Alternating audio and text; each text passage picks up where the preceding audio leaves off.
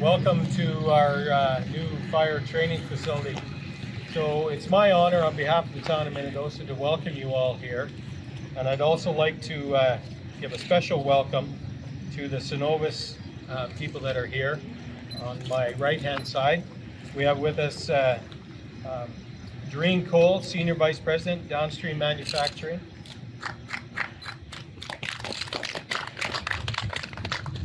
Carrie Margetts, Vice President, Canadian Downstream Manufacturing and Technical Service.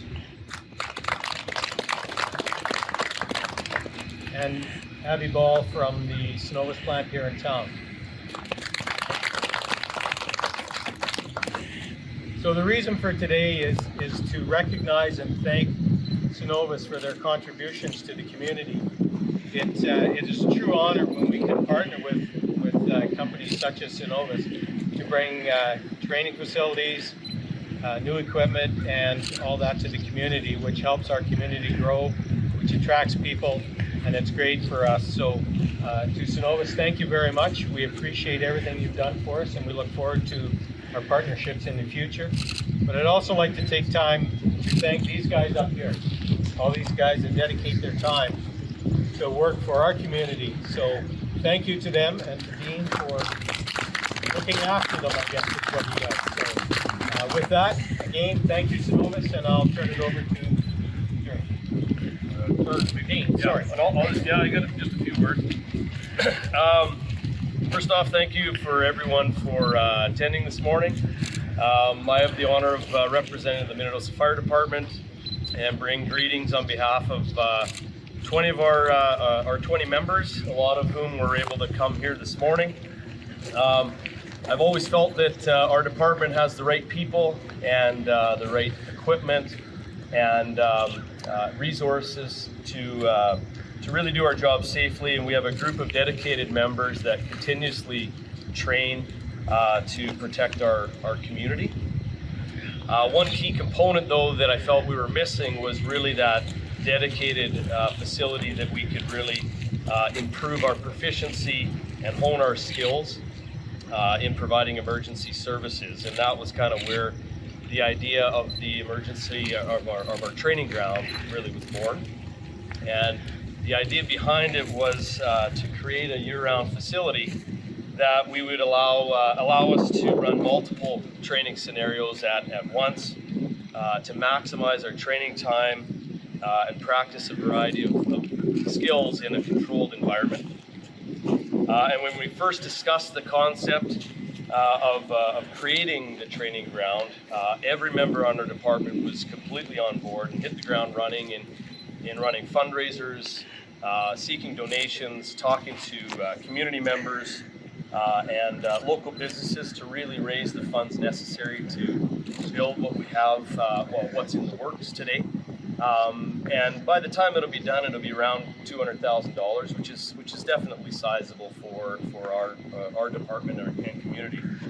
And we had tremendous support when we hit the ground from the community, service clubs, local businesses, and we couldn't have done it without that support. Cenovus was one of those companies that we approached early on, and they immediately were on board and contributed $20,000 out of the gate last year, and then came back this year with an additional $55,000 to the training ground specifically, and then $100,000 towards specialized equipment that will be incorporated into our new pumper that will be ordered in 2024. So we are extremely thankful for Cenovus's investment in our department and the training ground specifically. The facility is not only going to serve Minnedosa, but also our surrounding community for generations. We have lots of plans for expansion in future years, but this is definitely a huge step forward. We're about a month away, I would say, from finishing kind of the minor details and doing the grand opening, which we'll definitely have Cenovus back for. But we're thrilled that Doreen and Carrie, Avi, and some of the Cenovus staff were here today to see kind of what we've done with their donation till now, and we're quite proud to be able to take you through and show it off. So again, on behalf of the fire department, thank you for your donation or investment in our department and the community, and yeah, appreciate that. Look forward to working with you well in the future.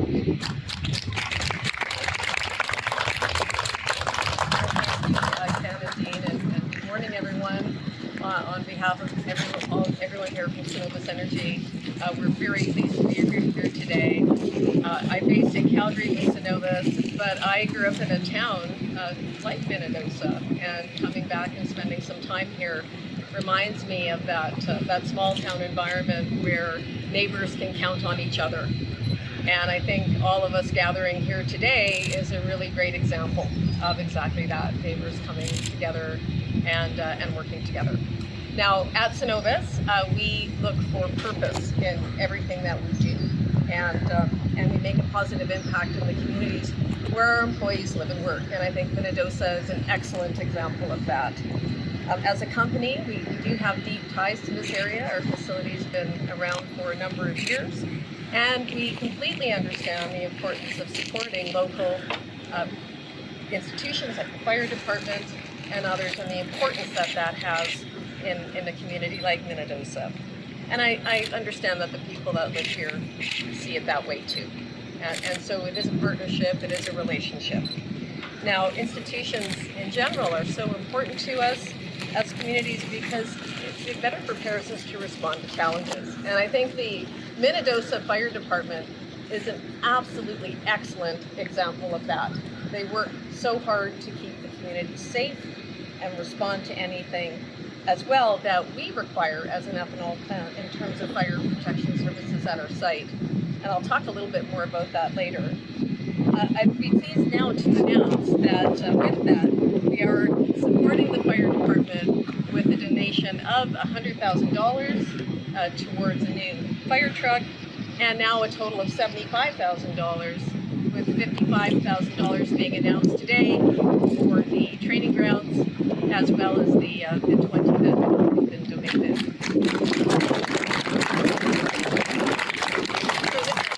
So this is an investment in safety for us as a company and as a community, and the donation builds on the relationship and reinforces all of the new equipment and resources that you heard Dean talk about, which are critical to keeping the fire department ready to go for not only the ethanol plant, but for all of us. Now, we value safety above all else. I know Abby, when he works with his team, he works to ensure that everybody goes home safe and sound to their families and loved ones at the end of each day, and that is a core value for us at Synovus. Incidentally, I'm visiting the ethanol plant here today and celebrating with our employees 1 million hours worked and 9 years injury-free.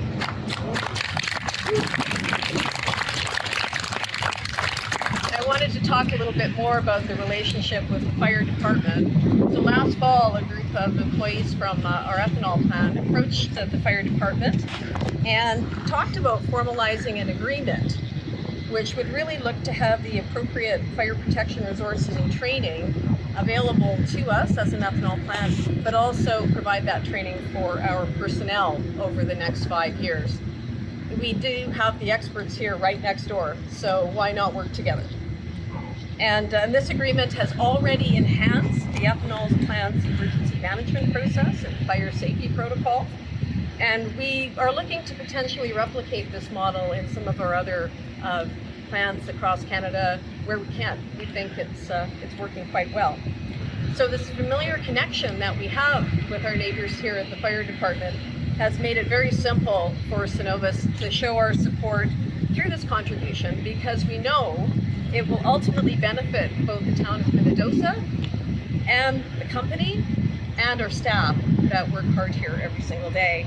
And so we look forward to seeing how this contribution will help improve fire safety in the town and at our facility as well. So thank you again for having us today.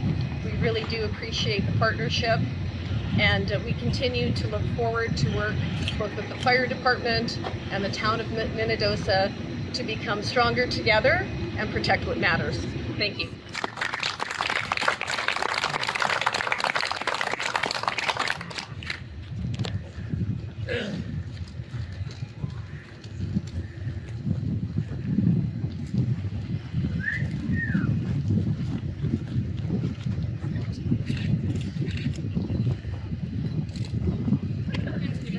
Thanks everybody for coming out.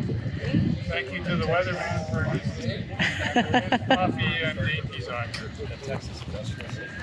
So what this will allow us to do is basically treat it like a house. So we can, on the far side, we have on the second story, you're free to go through and take a look, but we have 3 bedrooms, and then the basement, the main floor is kind of set up to basically mimic like the living space. So you would have your kitchen, dining, living area. And then we can do some different searches. We can kind of come in through the second floor windows into the bedrooms to do some searching. And then we have another can off to the side that we filled with basically a maze. So our members will have their SCBA, their breathing apparatus. Okay. And then they'll be able to climb through some different props to kind of mimic some of the scenarios that they might, or some of the situations they might encounter in a structure fire. Right. And then outside we have our car that we can light up to burn, simulate a vehicle fire. Kind of surrounded by tripods right now. Yeah, that's right. Yeah, and then on the far side of our site for now, we have a burn can. So our 2-story structure that I was showing you, that's going to be, we'll be able to isolate the rooms with smoke.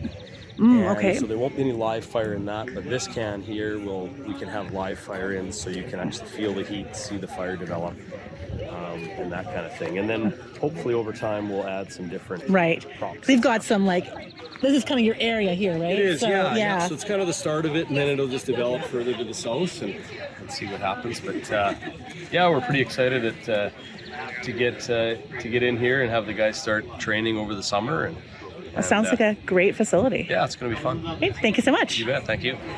This is the hole in the floor. We can lift this up. There's pins in the bottom, so we can pull people up. We can okay.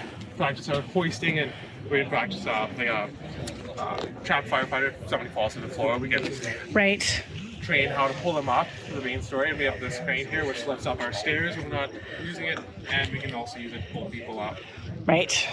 And we have this ladder up to the top floor, so then we can practice hoisting techniques and knots, and then we can actually have ladders and working off a ladder up there.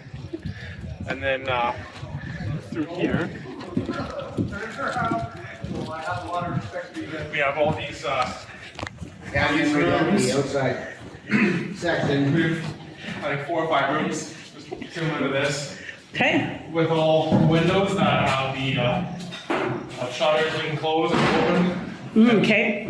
And all these walls in the middle you can move them, so you can change how the mock house, we'll say, is set up. Yeah.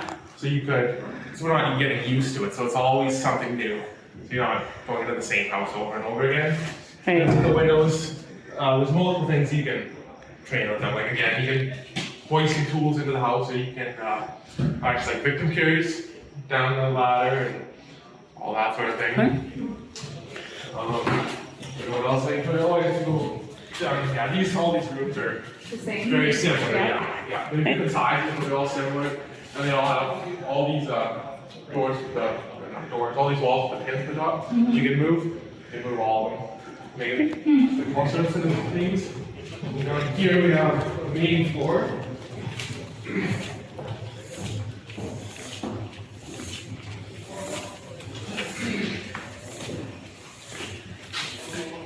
We're not quite done with it down here. We're going to put a kitchen in here. We're going to get cabinets, and we're going to set it up like you'd have a house set up. So we'll have probably a dining room and a kitchen, and then couches and whichever. It'll all be movable, so we can set it up different for different scenarios.